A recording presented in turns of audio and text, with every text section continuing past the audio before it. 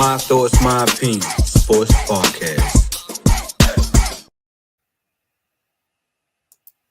Yo, what it is? Welcome back to another episode of MTMO Sports Podcast, Doug. And this is my 136th thought. You feel me? And thank you for tuning in. And if you are new to this channel, please like, share, and subscribe, yo, as I am trying to reach to my goal to get to 1,000 subscribers, you feel me? So if you can do me a favor and go ahead and help me reach my goal, you feel me, and go out here and tell a friend who can be a friend, who could possibly want to be your friend, that MTMO Sports Podcast is one of the dopest podcasts, and you need this in your rotation, you feel me? So just make sure y'all go out here and help me to reach to my goal, you feel me? So like I said, yo, this is going to be a dope show because I got great topics lined up for you. You feel me? I got the Eagles and the Commanders recap. I got the dysfunctional what's going on in the Bears organization, man,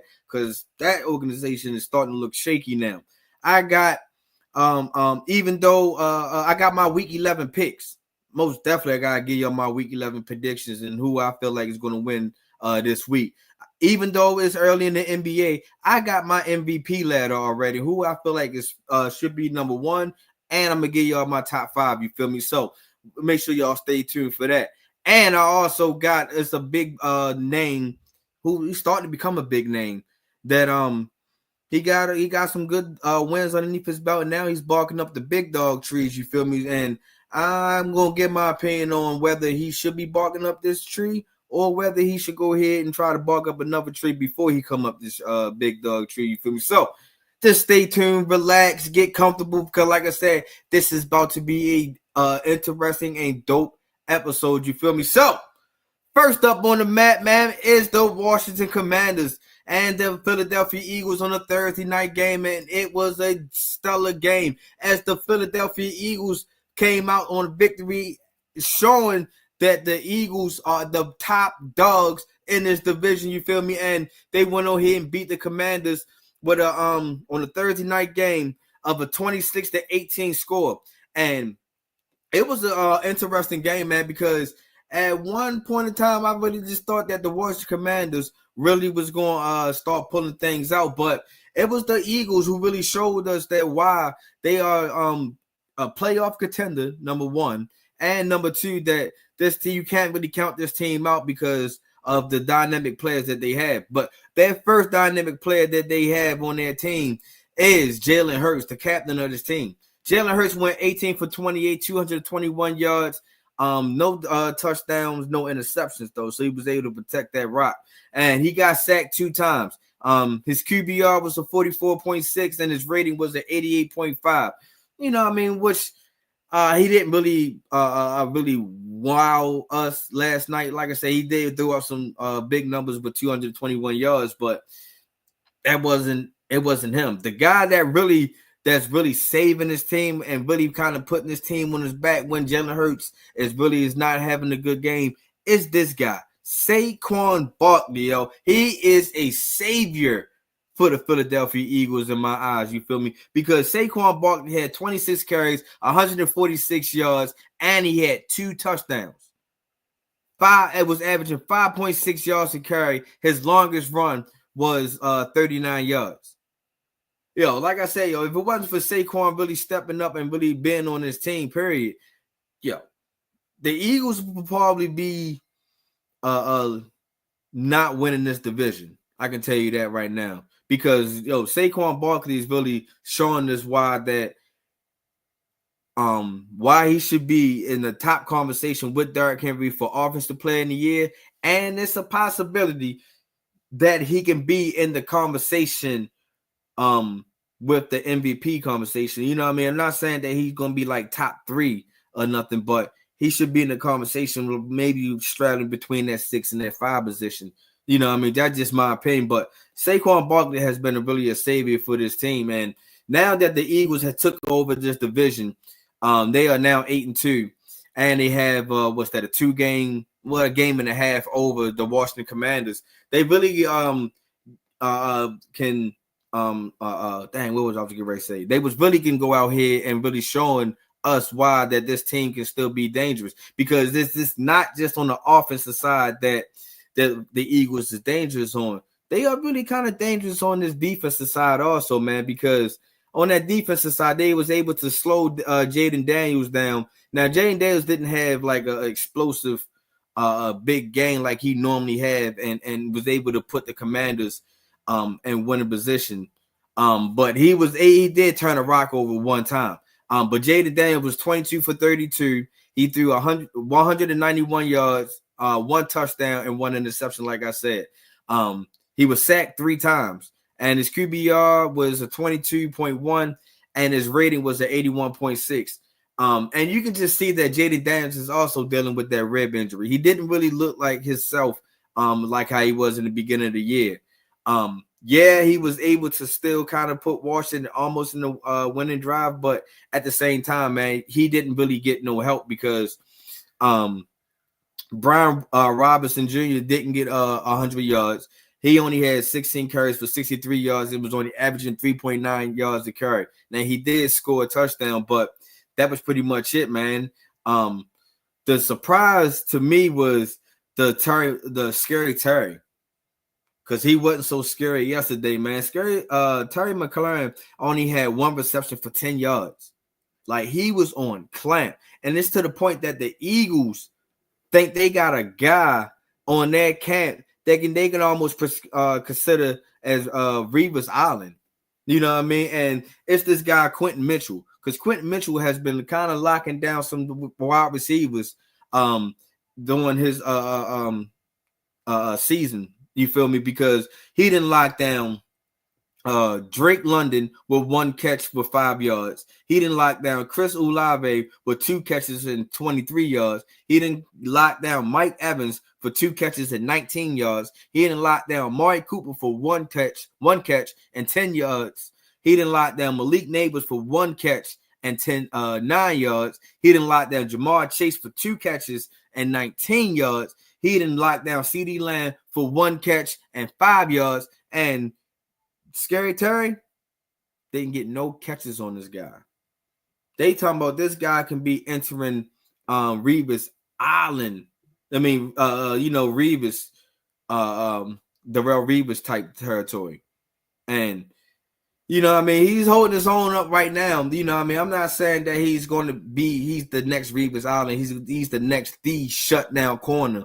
But what he's doing right now for this season, man, he's really putting his name on the map that if any top wide receiver really just think they can go ahead and just run all over, catch all over Philadelphia, they got a guy that they can go ahead and put up on you and see if you can do what you can do for real. So that's what kind of I seen out of that. And what I seen is Philly showing that even though that you got the big plays and you've been winning with Hail Marys and stuff like that, that we are still top dog in this division. We didn't win this division multiple times before y'all even start thinking that Jaden Daniels could even save y'all to win. And that's what I seen out of the Eagles. And what I seen out of Washington is that if Jaden Daniels really developed more significant to that injury that he's dealing with now, it's can be a problem for the Washington Commanders. Now, yes, they do have a great backup in Marcus Mariota, and he showed that when Jaden Daniels went out in the game. But it's not Jaden Daniels. It's, you know what I mean, he's the guy that's really just putting Washington way above expectations. Nobody really just thought that the Washington Commanders was even compete for this division. So for the Commanders to be competing right now for this division, I just think that right now they just got proven that the Eagles are big dogs, but they still got time. They still got another game to go ahead and face the Eagles and try to get their lick back. You know what I mean? And then it's going to be in Landover, Maryland, in y'all territory. So I just think that right now Philadelphia is showing that they are big dogs in NFC East, and that's what I seen out of that game right there. So now let's talk about the NFC North. There's a team up there that's everybody had real high expectations on. And it got to the point that I was hearing everybody was putting Caleb Williams in top 10 quarterback conversations. And this guy didn't even play one lick in the NFL. But it was so put together that how the Chicago Bears is about to take over this team and and about to take over this division and everything. What it is, OG. Thanks for stopping by, my guy. Appreciate the support as always. And they had put a lot of pieces together. They were just putting the blame on Justin Fields, and that's why they got rid of him so quick and didn't have no faith in him and built this team. And went and got a specific offensive coordinator for this guy, for this team. And this team still looked like some shit. This team still looked like, what it looked like last year. And now it's safe to say that I tried to tell y'all that it wasn't all Justin Fields' fault. And they thought it was all cool by going ahead and getting Keenan Allen from the Chargers. They thought it was cool to go ahead and make sure that you keep DJ Moore happy. It was cool to go ahead and draft up and get another wide receiver. It was cool to go ahead and bring my guy DeAndre Swift in. You know what I mean? It was all fine and dandy. Until and then once things started getting shaky, it was like, oh, Caleb Williams just got to get adjusted to the game, and watch, he's going to turn things around. It's not what is happening. You know what happened? They got this guy, their offensive coordinator, fired. Fired. Shane Waldron was fired. And like I said, he was hired in January to be the coordinator, to lead this Caleb Williams offense. And this group has seen 23 straight drives without a scoring touchdown. Remember, it was all Justin Fields' fault last year. And then remember what Caleb Williams came in the league and said. What he told his punter. You're not going to be punting much here. As of right now, the Chicago Bears punter has punted 45 punts, which is tied for sixth most in the league right now. He is averaging 47.8 yards a punt, which makes him tied 18th right now. His longest punt right now is 68 yards, which is tied for 11th. It looks like he's punting a lot there to me, so I don't know what the hell Caleb Williams. Like I said, I love the confidence. Love the way you thought that you was going to come over here and take the lead, and you thought, and how other people thought that this guy was going to be over here, be the next savior of this league, and thought he was going to take over by storm. And I did a short, and I say, right now, for the last 2 years, the top number one overall pick as a quarterback is not the safest move to go with right now. And I'm still, and right now I'm still stuck to I'm still standing to it. It is not the safest route. Because right now, the Bears offense right now, sacks per pass is 32. Yards per play is 31st. Third down conversion, 31st. Total yards, 30th. Yards per pass, 30th. Yards per carry, 28th. Points, 24th. And like I said, they went 23 drives without a touchdown. 23 drives. And it's safe to say that right now, that the Bears didn't even score on week 9 or week 10. Didn't score one touchdown.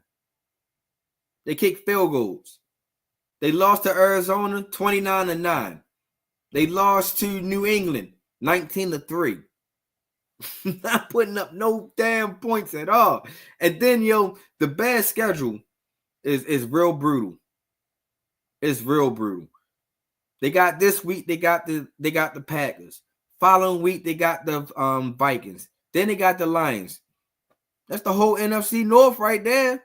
Then they got the 49ers. Then they got the Vikings again. Then they got the Lions again. Then they got the Seahawks. And then the final week,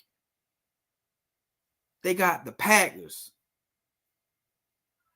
You know what I mean? Like, their opponent win percentage right now is 0.708. 70%. No one less than the NFL has over 60%, yo. Like it's going to be tough sledding for the Bears. And then I wonder what the excuses going to be at the end of the season. What are the excuses going to be now? That Caleb Williams is young, he gotta wait, he gotta give him time to develop. You know what I mean? Or they didn't have the right offensive coordinator.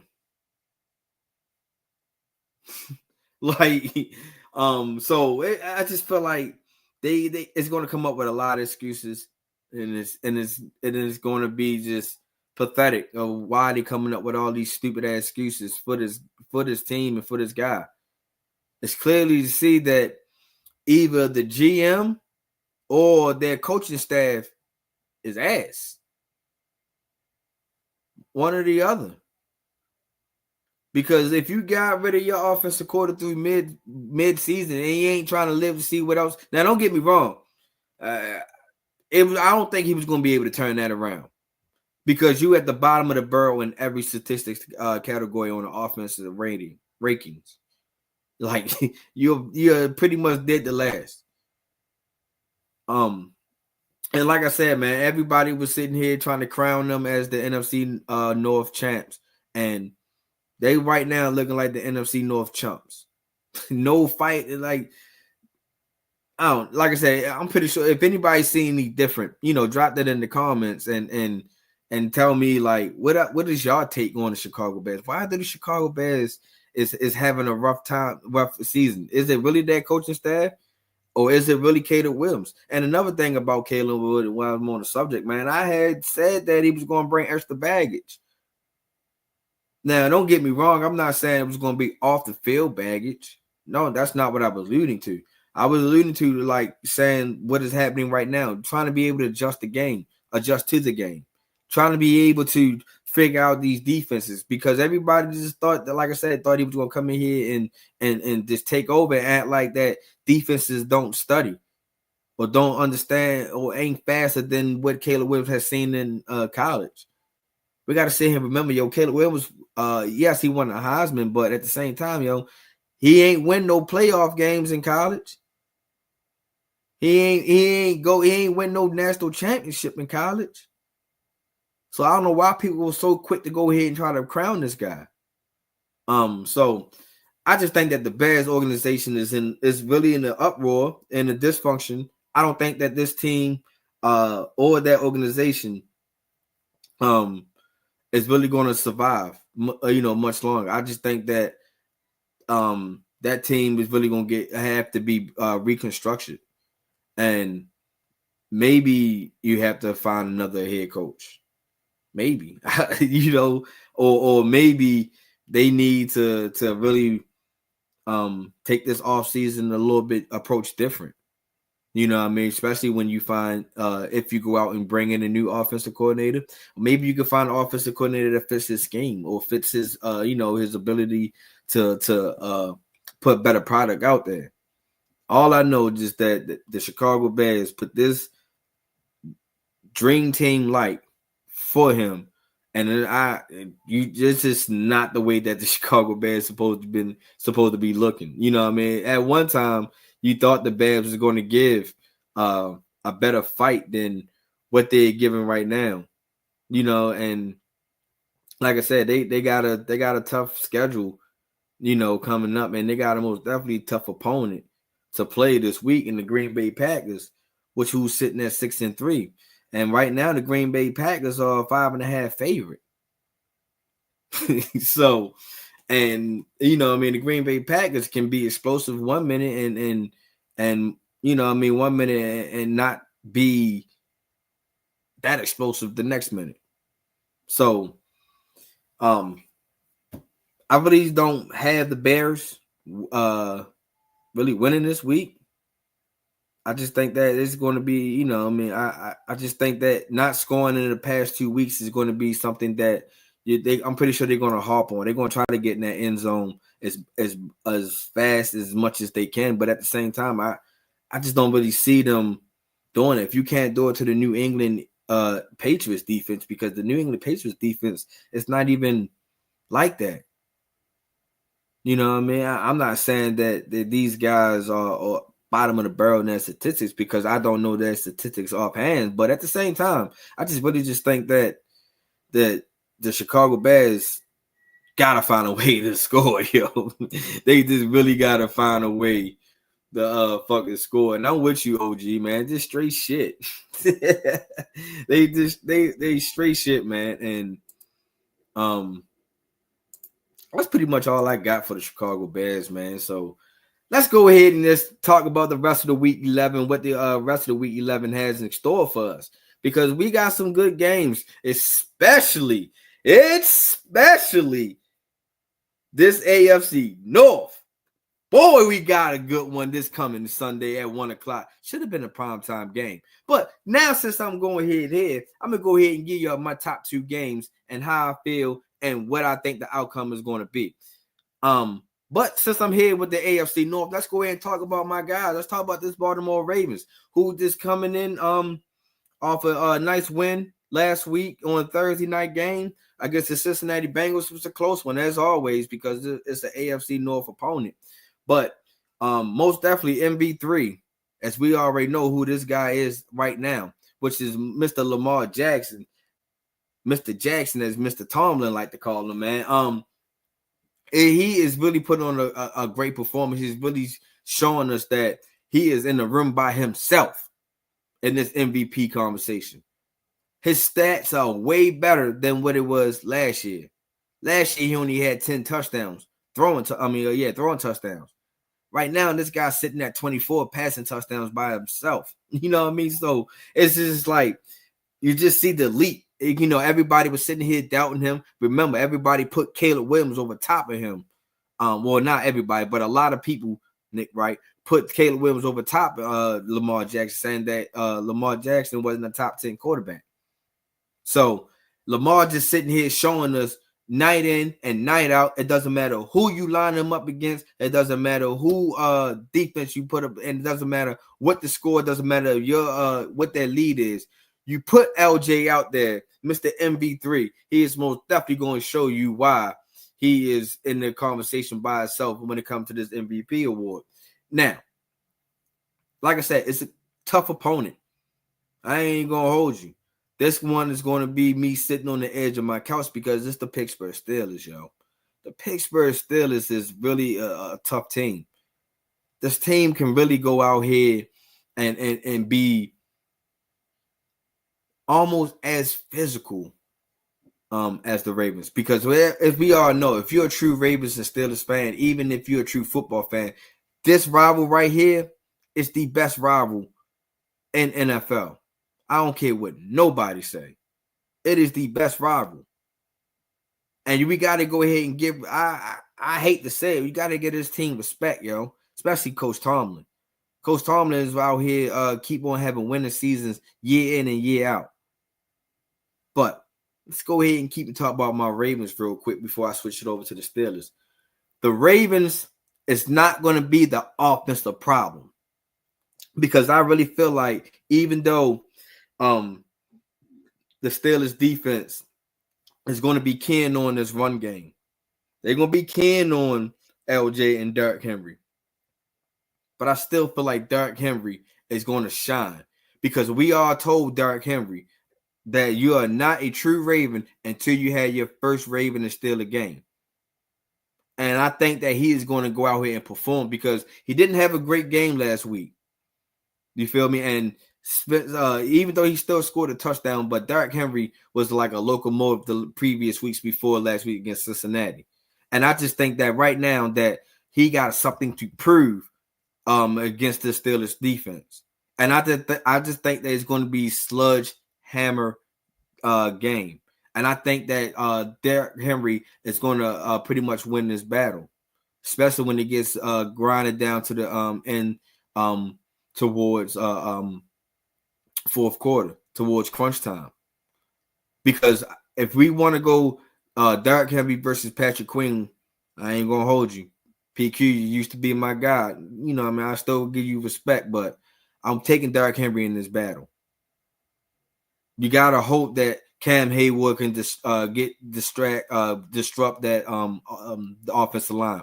But I really think that Tyler Linderbaum can really hold his own when it comes to Cam Hayward. Now, don't get me wrong. I'm not saying that he's going to shut Cam Hayward out because Cam Hayward is a bad guy. But I think that Tyler Linderbaum out center can really uphold that battle. And that's a battle that everybody needs to go ahead and pay attention to because it's going to be a great battle. So if Tyler Linderbaum handle his responsibilities and get Cam Hayward out the way, and it's Patrick Queen versus Derrick Henry, I'm taking Derrick Henry all day long. Taking him.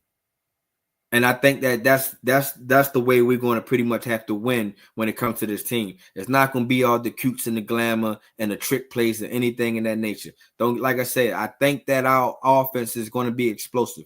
I still feel confident that Zay Flower can open up things. Hell, I'm hoping that Deontay Johnson can get in and catch a couple passes from LJ to kind of put a statement out there to the Pittsburgh Steelers. So I really just see some explosive plays, and I really just think our offense it won't take our offense long to start getting gathered up. But when it comes to this defense, got some questions about our defense, Doug, because our passing defense has not been on point lately. Our passing defense has been trash lately, man. And it's really just the middle of the back end. It's that safety position that's really giving us issues because it's either Marcus Williams or Eddie Jackson is not getting deep enough or not paying attention. It's bad communication. It's all of that. And it's also that I feel like that when we in zone that we don't cover majority of our the hot spots or the offense hot spots. I feel like that our zone defense give away a lot of hot spots or where that multiple positions, whether it's a tight end, whether it's a wide receiver, can get open. And then that's why we can always keep getting beat deep with these plays because it's spacing. It's our spacing that is some ass when it comes to this defense, man. And I really just wish I had a clip we can really show y'all, but pay attention to the defensive spacing. Once we go and break that, once the offense go into motion, watch it. Some of the linebackers don't get deep enough. Some of the linebackers go way too deep. You got safeties and you got corners that don't communicate and they just get beat over the top. So that's why I feel like where our defense lacking. But when it comes to run defense, I feel like we kind of hold on. Namde Matabike has coming alive now. You see, last week he got 3 sacks by himself. He's starting to come alive because he's starting to see a lot of double teams this year also. So now that he's starting to come alive and he's starting to put pressure on the offensive line, that hopefully that can open up some lanes for Kyle Van Noy, because he's been kind of MIA since the early of the season, man. Don't get me wrong. This guy has been be able to stop runs and stop a little short passes that if the running back come out the backfield. But we want Van Noy to be rushing this pass because Oweh, man, is no way he's getting there. He's not getting home. Don't get me wrong. I see the progression in Shorty, but he's just not finishing. He's just like, and it's just kind of frustrating at times that he's not finishing. So I just think that if he can start finishing what he started on that defensive line, man, he can most definitely get more sacks of more than what he's getting now. So when it comes to the Steelers, man, the Steelers they can get up, they can throw up offensive yards. But the thing about the Steelers at times that they get stale where they can't throw up points. They get stale when they can't hit the big home run plays when Pickens probably ran a wrong route or dropped the deep ball or something in that nature. Because I'm starting to see that Russ was just, putting a lot of passes in the air.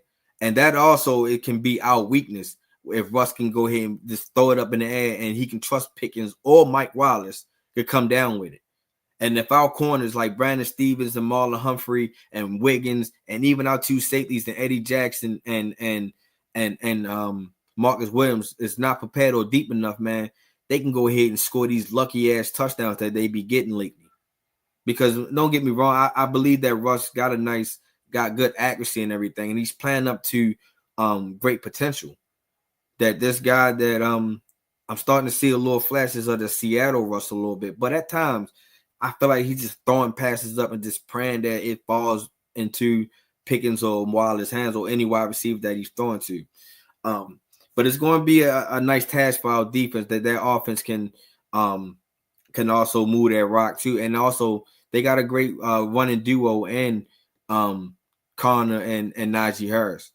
So we can't sleep on that. We got to make sure that we stay home on that also. Because like I said, I think that the Steelers are a balanced team. And I think that it's going to be a great game. I don't expect it to be a shootout type game. I ain't gonna hold you. I think that this is going to be a type of game. It's going to be pretty much coming out ground and pound. And it's going to come out who makes the last mistakes or who makes the most mistakes. Whether it's going to be penalties or turnovers. That's how I think that this game going to go down. I see I got a couple of comments. Not sure if you touched on the Ravens yet, but what you think about our guy Justin Tucker? Justin Tucker right now, man, I just think that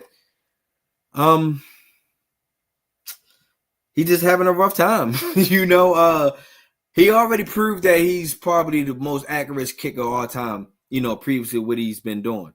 I just think that right now we are so accustomed of him hitting a lot of these field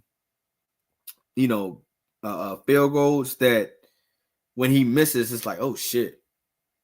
But I also just think that, he's starting to get up in age. You know what I mean? When kickers is kind of starting to get up in age a little bit, that they started, ain't 100% no more.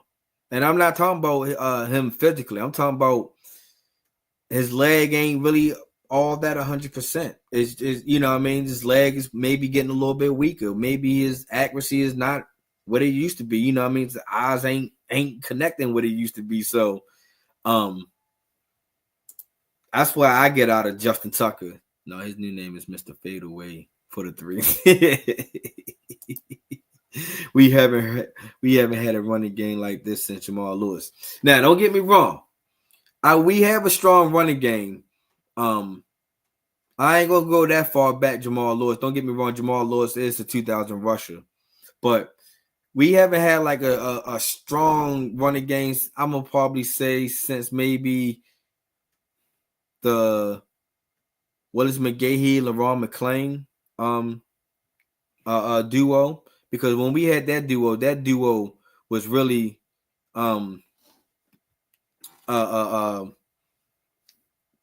that duo was really scary that year. I just really just wish that that duo could have really did a little bit more damage, but I just really just think that strongest running game, that was a good strong running season for us also. So yeah, don't get me wrong. Derrick Henry, I think he's going to clip 2,000 yards this year, and he really showing us that age doesn't matter. Wiggins too had the big problem. My thing about Wiggins also, that is a good point, OG. Wiggins don't get his head around a lot, and he still have that mentality like he's in college, where he got his speed, and sometimes they don't throw flags on those type of calls when you don't get your head around. Well, Wiggins, I see the great potential in Wiggins. I see that he can most definitely be a problem for these wide receivers. But what I also see in Wiggins, that he got to learn how to stay off the injury list a little bit. Because he's a small frame guy. Now, don't get me wrong. I'm not saying that he got to learn how to not get in situations that he ain't supposed to be in. Because I seen one play where he was trying to tackle and the player was pretty much going down, and that's where he heard the show that. And I'm just sitting there like, nah, dog, you just gotta go ahead and let that be. That's over with. That play is dead. Your best ability is availability. And if you're available on the field more, you'll be able to learn more and be able to grow as a cornerback, and because you're getting more reps. If you keep on missing game here and game there because of these little knick-knack injuries, you know what I mean? I just really just think that that's what Wiggins said. But most definitely, he got to learn how to get his head turned around when his pass is coming his way. That's how I most definitely feel about Wiggins. But I feel like Wiggins is going to be able to come around, and he better be able to come around fast because Marlon Humphrey is still out there showing that he's still a top corner in this league, man. So shout out to my guy Marlo. My guy OG is still on the road. He said he's going to be sending me a video clip that breaks down the issues that could be with the placement of the ball. And that was also another thing too, man. I'm starting to see that Stout and the long snappers kind of having some type of issues with this with their snaps and all when it comes to their snaps. So that most definitely can be an issue for them. But I'm pretty sure, you know, as the greatest how great Justin Tucker is, I'm pretty sure that he can be able to, you know what I mean, get this situation right and be able to, when it gets down to crunch games like the playoff games, he's going to be, you know, automatic like how he used to be, you feel me? So pretty much shout out to OG, man, for giving me some Ravens feedback on that one. Greatly appreciate you on that one. So like I said, I this is going to be a tough game right there between the Ravens and the Steelers. I just think that it's going to be a grind out game. It's going to come down to who has the ball last and who can not make the most mistakes. Another game I want to talk about is this Bills and Chiefs game. Is this going to be the game that the Chiefs lose their first game? I ain't going to hold you. My fingers crossed. I hope they do. The only reason why, because I don't want to see them go undefeated, man. I don't want to see Patrick Mahomes because it's something else that he can glorify about. You feel me? And Patrick Mahomes is not even having that great of a season.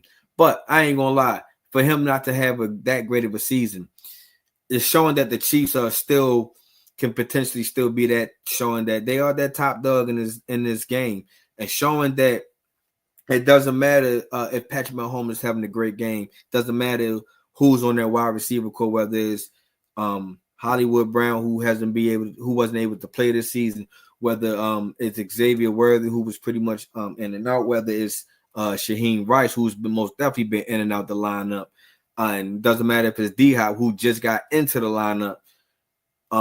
It doesn't matter who's in their wide receiver room. It seems like Patrick Mahomes is still going to be okay. Because remember, everybody thought that Patrick Mahomes was probably going to have a little downcline in his yards because he didn't have Tyreek Hill when Tyreek Hill went to Miami, and it looked like, you know, Patrick Mahomes was still able to claim MVP once Tyreek Hill left, and Patrick Mahomes was able to catch a Super Bowl.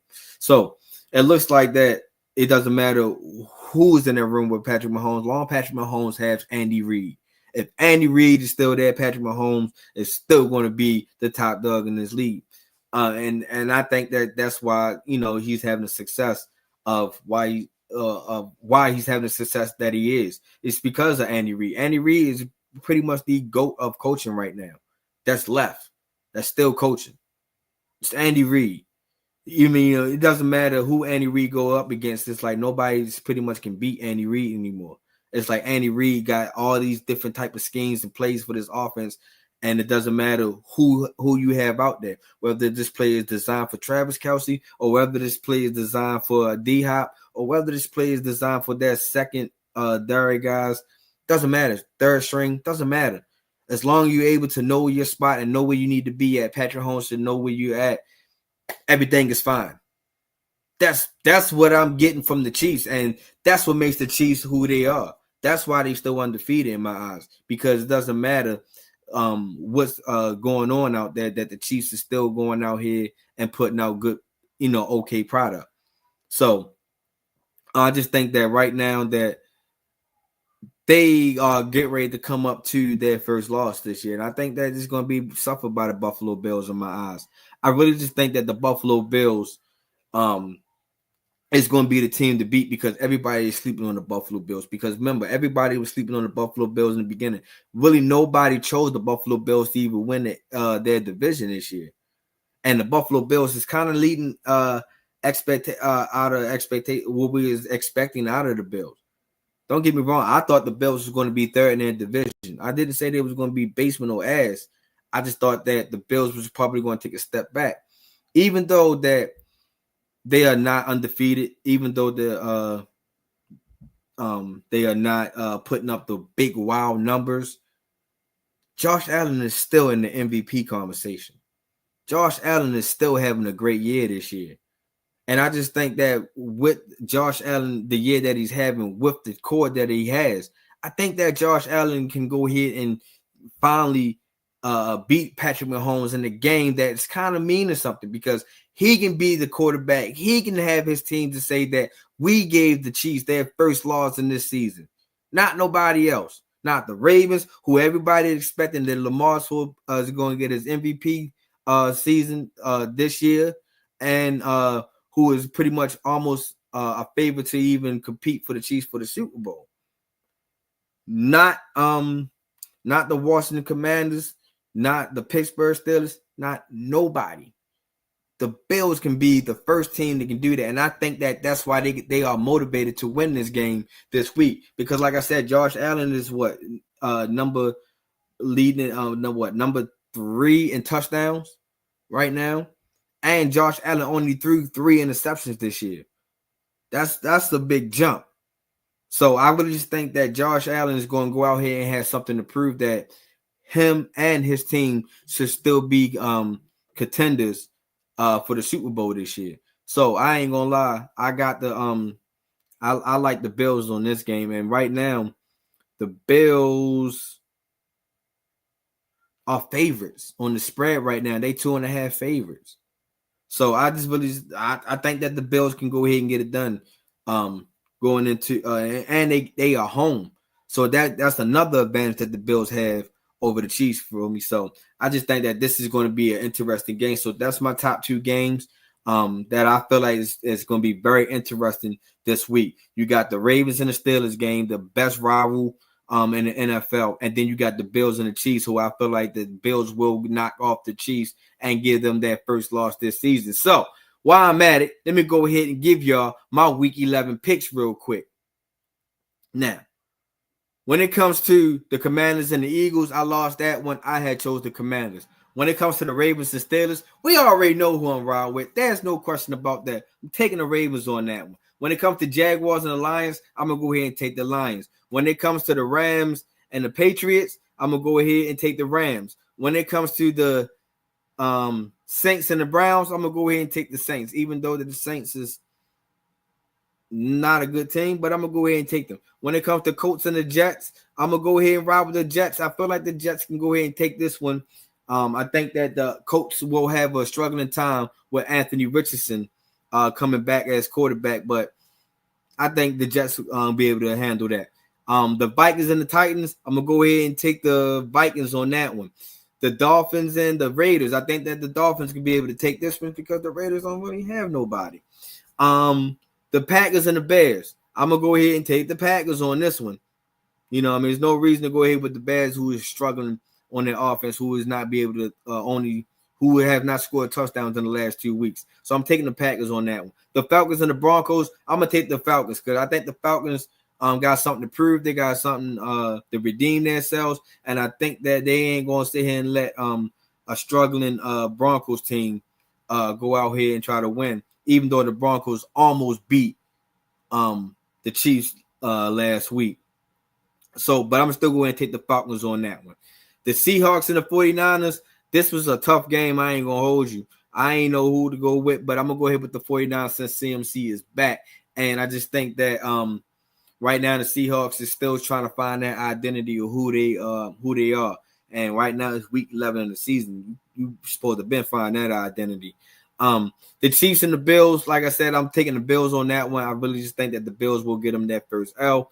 When it comes to the Bengals and the Chargers, I'm taking the Chargers. I think that the Chargers will be a problem for the Bengals this week. And the way that the Chargers like to run the ball with J.K. Dobbins and Gus Edwards, I think that is going to give the Bengals on defense their problems also. So I'm going to go ahead and ride with the Chargers on that one.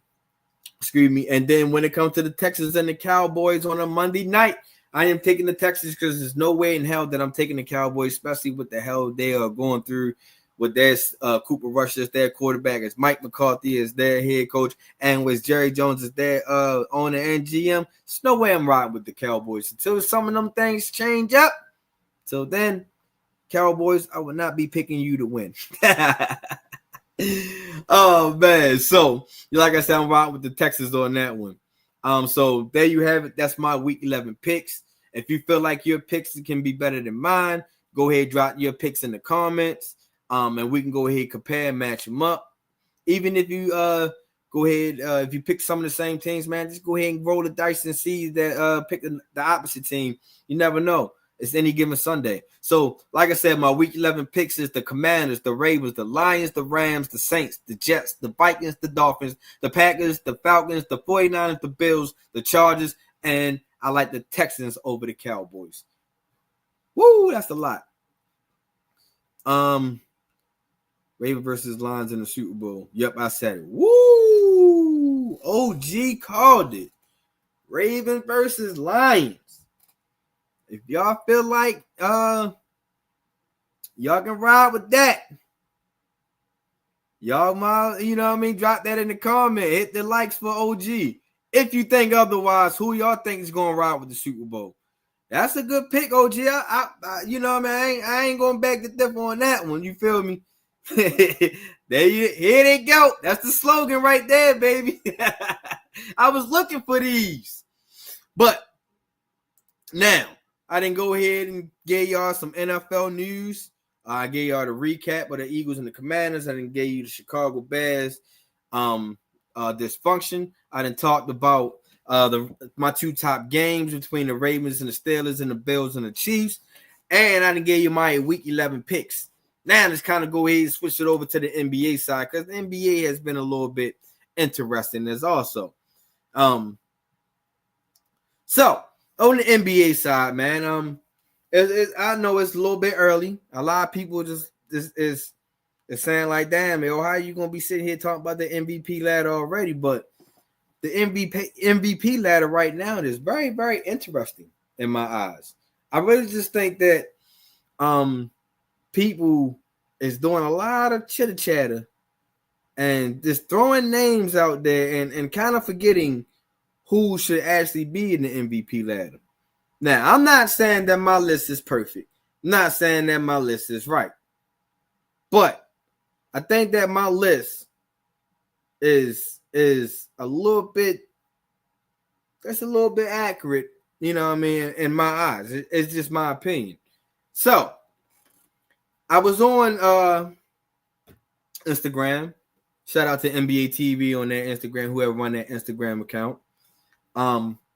And they had put their MVP ladder up and they gave their rankings and why. And well, not why, but they had gave their rankings. And their rankings from 5 to 1 is Anthony Davis, SGA, Kevin Durant at number 3, Jason Tatum at number 2, and Nikola Jokic at number 1. You know, don't get me wrong, you know, it's their opinion. You can most definitely put it out there however you know, I mean, you see it, but I got a little different opinion on my MVP list, and there's no disrespect because one of these players I'm a big fan of. And I felt like that, yes, if he was able to play a little bit more games, because he's been out for a while, because the NBA is having a lot of injury problems. If he was able to play a little bit more games, because the way that this team has been winning, and if I'm not mistaken, they are top 2 in the West. Well, they top 3 in the West. And the way the Phoenix Suns has been playing, and if Kevin Durant was able to play a little bit more, then yes, I'd have chose Kevin Durant. I'd have put him in there, hands down. We all know that I'm a KD fan. But that's my only problem that I had. That's my only person that I don't have on my list. And I wouldn't have AD at number 5, and I wouldn't have SGA at number 4. And I wouldn't have Tatum at number 2. I wouldn't have Jokic as number 1. Jokic is not leading my MVP candidate right now. Don't get me wrong. Yes, Jokic is having a decent game, a decent season. You know what I mean? We recorded multiple triple-doubles already. But I just feel like that it's another player who I feel like is more consistent and has been leading this team as a top seed for almost 2 seasons now. You know, even though, like I said, this season is just getting started, but I got a feeling that this team, he will lead his team to a top seed in this West, and I think there's a possibility that he will be have his team in a better record than the Denver Nuggets. And here's my here's my 5. And like I said, I would drop 80 down. And like I said, it's just like right now, things can change, conversations can shift, and you know, shit like that. But my number 1 would be SGA. And the reason why, like I said, I'm choosing SGA is because the Thunder is in the top 3 in the West right now. As number 1, as a matter of fact, they are number 1 in the West. And SGA has been consistent of what he's been doing. It's not like he's out here BSing anything right now, because SGA is right now averaging 27.9 points a game, which is 7th in the league. He is averaging 5.5 rebounds a game. He is averaging 6.3 assists a game. And he is shooting at 49.8%. But right now, with all of that, I'm choosing SGA as my number 1 guy. Then when it comes to number 2, I ain't going to hold you. I am choosing AD, because AD has been balling. And I get it. You know what I mean? The Lakers right now is not better than Jokic and the Denver Nuggets, but the way AD has been balling since he's been playing, since the season start, like right now he's averaging 30 points a game, which is number 2 in the league. He is averaging 10.8 rebounds a game, which is 8th in the league. And he is shooting 56% from the field goal. AD has been dominant on both ends also. AD has how many blocks AD has, man? Hold on, give me a second.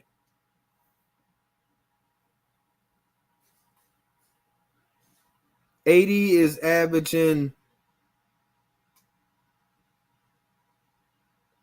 2.1 blocks a game. You know what I mean? So AD is pretty much almost putting himself in MVP and in Defensive Player of the Year.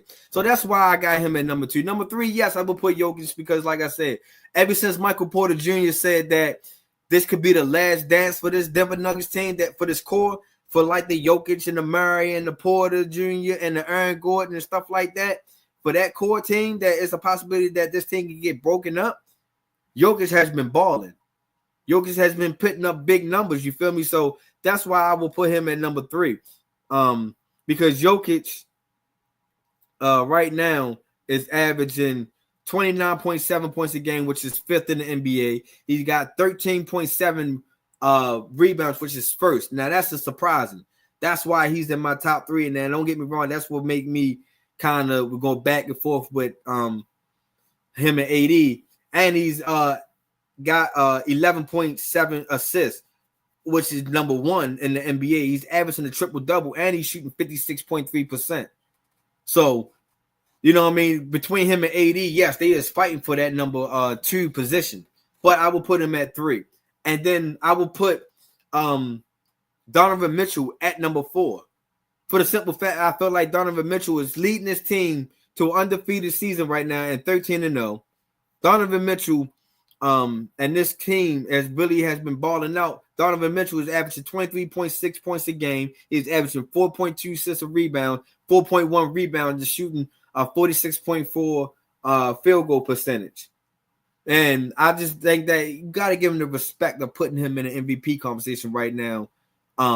All because of he's leading his team to a undefeated season, a record right now. And then number 5, I will put Jason Tatum. Jason Tatum deserves to be in the conversation. He is averaging 30 points a game, which is third in the NBA, 7.6 rebounds, 5.6 assists, and shooting 46.7% field goal. Now, the reason why I will put Donovan Mitchell is only because of the undefeated record. Other than that, Tatum will slide up to number 4. So, you know what I mean? That's my top 5 MVP ladder guys right now. In that order, it would be SGA, Anthony Davis, Nikola Jokic, Donovan Mitchell, and Jason Tatum. I just really just think that with that line, like I said, SGA is just more consistent. You've seen that he's leading the toughest division, toughest conference right now. It's the West. Because right now the West is sitting Trump tight at everybody damn near at 7-5 or at least got 7 wins, and that's your top 8 teams right there with 7 wins.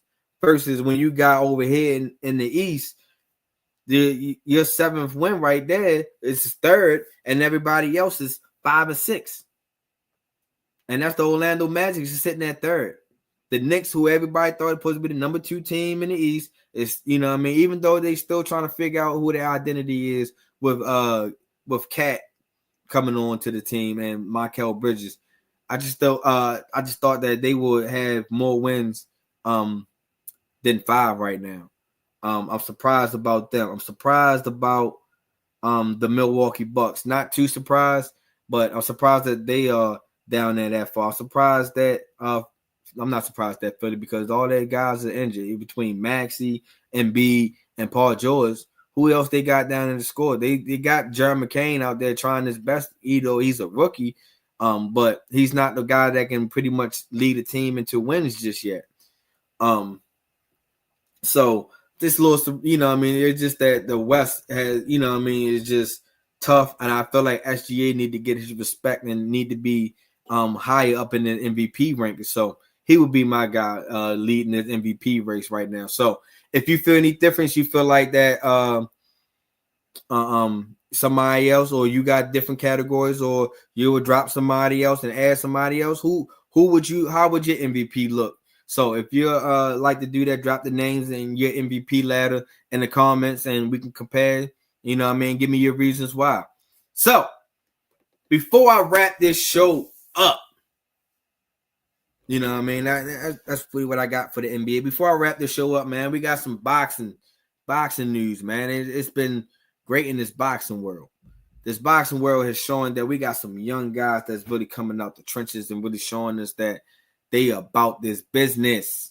You feel me? They are about this business. And I really liked it with these young guys that's coming up, like the Abdul.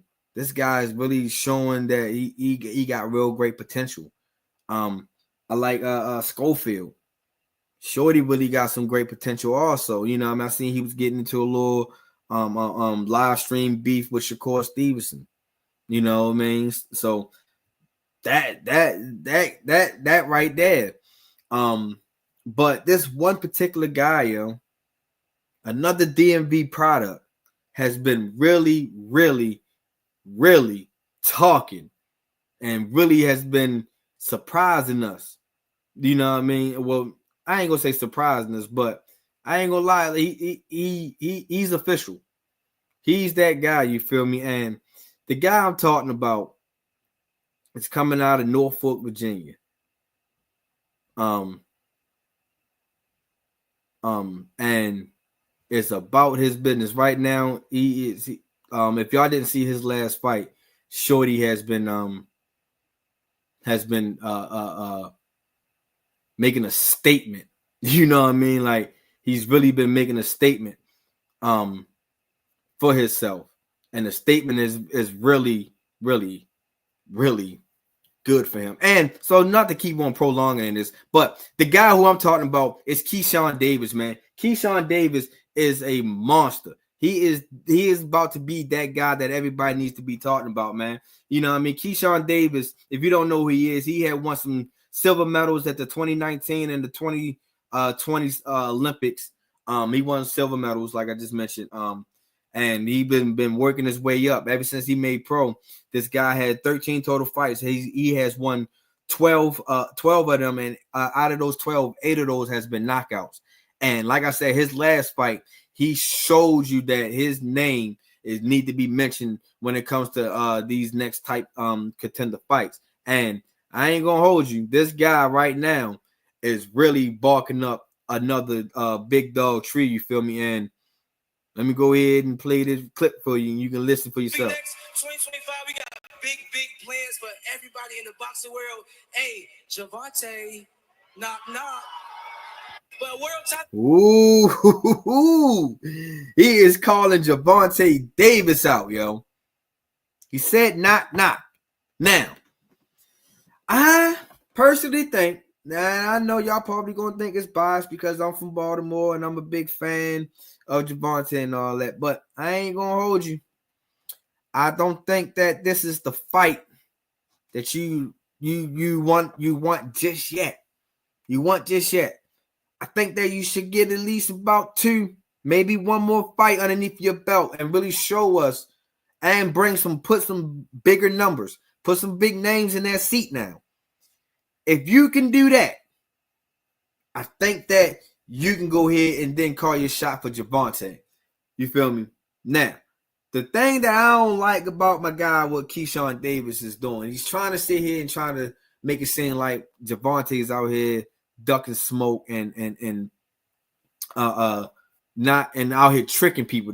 That was his words. That he's out here tricking people. But I'm not really quite seeing what people is saying when they say he's cherry picking and he's tricking people and all that other bullshit, because when you look up Javante's fights, when you look up Javante combined records against other opponents, you know what I mean, his other opponent records, they are 156-2.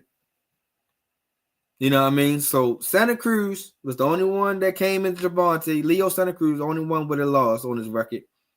And Isaiah Cruz, Pitbull Cruz. The only one that came in there with a loss on that record when they fought Javante. But before then, Leo Santa Cruz was 37-1. Javante was just entering that was his first pay-per-view match. Mario Barrio was 26-0 before he lost to Javante. Pitbull Cruz was 22-1 before he lost to Javante. Ryan Garcia was 23-0 before he lost to Javante. Frank Martin was 18-0 before he lost. And, you know, don't really want to throw Rolly's name out there, but Rolly, it was 14-0 before he lost to Tank. So I'm not really saying like, I'm not saying like how he's saying he's tricking. These guys had legit records. These guys and then some of these guys like a Frank Martin was one of those guys that called him out. And we all said that, wait, dog, maybe a little bit too early. Don't do this. But Javante went on ahead and caught and took that challenge and showed you that, yes, that was too early to be calling out Javante. You don't, and this is what it, like I said, I love the confidence. I love what you're doing. Yes, you should be contending for a world title probably in your next fight, but I just think that you should take on somebody else before you bark up this tree. Because right now, Javante ain't going to really answer you because right now he's trying to figure out this whole Lamont Roach Jr. fight. So he ain't going to really pretty much answer you right now because he's training and trying to get this, and the promoter trying to get where they're going, the location for this fight and the timing. So right now, I just think that you should get back in the lab, get back in the gym, go ahead and fight and try to fight somebody else in between time. Because I understand, like you said, you got big plans for the 2025 year. But at the same time, yo, I just don't think that you should be fighting Javante right now. I just really don't think so. Because I just think that reason why I say you shouldn't fight Javante yet, I don't think that you fought somebody in his stature that can really put pressure on you. You know what I mean? Yes, Javante is going to take a couple hits. You know what I mean? He's going to take some hits before he land that big boom. We already know that. Javante had fighters on that back heels majority of the fight. And I just think that you haven't fought nobody yet that has you that's pressed up on you and have you backed up on your heels. Everybody that I kind of seen you fought in these last couple of fights, you've been the aggressor. You've been the guy that's having everybody on that back heels. So to have somebody else that could press you and possibly have you on your back heels, that's where I just think that that's what the advantage that Javante is going to have. And then that's where I think that Javante can really beat you in. And we already know he get close range, yo. It's like having a Desert Eagle in his hand. You're going to go down if you up close range. So I just think that Keyshawn Davis, I'm sorry. Go ahead, enjoy your victory, Doug. Enjoy, and like I said, I love the confidence. I think that you are going to change the game of boxing a little bit. You're going to be your name is going to be ringing bells soon. But I just think that right now, barking up Javante Davis tree right now it's not where the place to for you to be at. I just think that you should go ahead and maybe take on like a Pitbull Cruz maybe. I think that'll be an interesting fight. I think that maybe you should go on and take maybe a Mario Barrios, even though he do fight tonight on a Jake Paul card. Maybe, you know what I mean, depending on how Mario Barrios do on that card, maybe you should take that fight. You feel me? So I just think this is a little bit too early for you. Take one more fight, maybe two, before you go ahead and try to set that Javante Davis up. Because like I said, number one, people want to make sure you can be able to sell a crowd. People want to make sure that they spend good money on this pay-per-view. So if you can go ahead and live this up until your next fight, line up a big fight that's probably not Javante status, but if you can line up a big fight and have people come out and show support and have you ringing bells, yo. Yeah, I think that's the route you should take. So before I wrap this up, yo, Jake Paul and Mike Tyson do fight tonight. The undercard is going to start less than an hour away, yo. I think that this is going to be an interesting fight. What I'm looking out of this fight is number one, yo, how Mike Tyson is going to look at this age. Is he going? He's not going to be the Iron Mike of his younger days, but can he bring what is he going to bring to the table? You know what I mean? He looked good in training. You know what I mean? We last seen him against that Roy Jones Jr. fight. He looked at all and he wasn't in good in shape or nothing like that. So almost now that we just seen the training that he went through, he's in great shape. I just think that Mike Tyson is going to live up to what we want. Jake Paul, what I'm looking for you, man, is I understand that a lot of people, even if you win this fight, a lot of people just going to say, well, you fought an older man, you need to fight somebody about your age, stature, blah, blah, blah. You know what I mean? I just think that if you do beat Mike Tyson today, I think that it would prove that you can maybe fight you can fight legit boxers and not just UFC guys or basketball guys. I think that, you know what I mean, we'll probably have to take you just a tad bit serious. But on the other note, if you do beat a 50+ guy, yo, we ain't gonna really take you serious, yo. You know what I mean? And for you to sit here and think that you can take on Mike Tyson in his heyday, smoking crack, dog. Can't ride with you on that one. So, yo, make sure y'all tune in. It's gonna be on Netflix. Like I said, I'm gonna be tuning into it. Like I said, I'm not looking to it as a serious fight, as like a Keyshawn Davis or Javante or Bud Davis fight, anything of that nature. I'm looking at it just to see how Mike Tyson is going to really look in this fight. So make sure y'all tune in if y'all want to tune in. I think it's going to be a very interesting fight. So, and it's got some real fighters on the undercards too. So that's another reason why I will be tuning in to that fight. Nah, OG, you know what I mean? I'm just saying though. I'm just saying, all I'm saying is like, you know what I mean? You don't get no brownie points. He's fucking what, like 26? You don't get no brownie points for beating up an older guy, man. Come on, man. You fighting on senior citizens. OG, man, I appreciate you, man. As always, man. I love your support, man. I love how you always find the time to tap in, man. And you know what I mean, I just greatly appreciate it. You know what I mean? Already salute you. Love you too, OG. So there you have it, yo. That was my 136th thought right here, man. I hope you enjoyed it just like OG did, man. I gave you my opinions. I gave you the stats.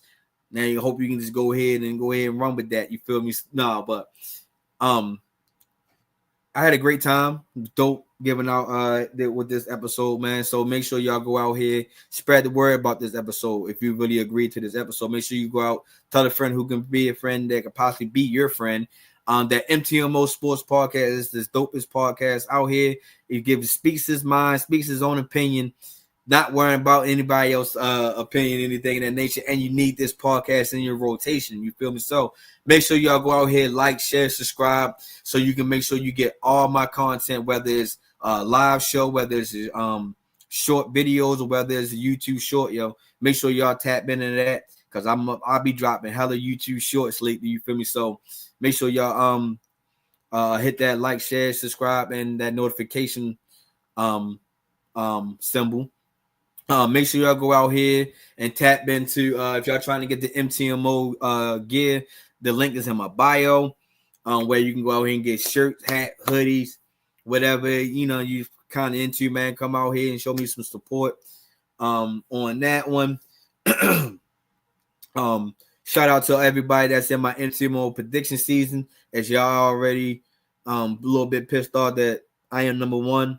And then a lot of y'all gonna say, you not even, you the host, you don't count, blah, blah, blah. I'm still number one. So shout out to everybody that's participating in that. Shout out to my favorite ladies locked in sports, and what they've been doing. Their last episode was real dope, man, as they interview a former Dallas Cowboy. If y'all have not already tapped into the episode, yo, go ahead and check out my favorite ladies that's locked in sports. Give you that female opinion of the sports world. Make sure y'all go tap into that. Shout out to my guy Rod on Sister Podcast and his comedian ways, yo. If y'all haven't tapped into my guy Rod on Sister, yo, he's a stand-up comedian now. Most definitely enjoying his stand-up comedian journey. If you haven't tapped into that, yo, tap into my guy Rod on Sister Podcast. Real dope. Pretty much I got all the shout outs. Yo, shout out to, like I said, OG for tuning in. Shout out to my guy Mike B, my man Chris, my guy X. I'm pretty sure you tapped in also. Like I said, man, I greatly appreciate everybody who tapped into me, man. Make sure y'all go spread the word, share the episode and all that good stuff. So I'll see y'all next Friday. The same place, same time. Look for the bat signal, you feel me? So I holler at y'all when I see y'all. Make sure y'all stay safe out here, yo. I holler. I'm out.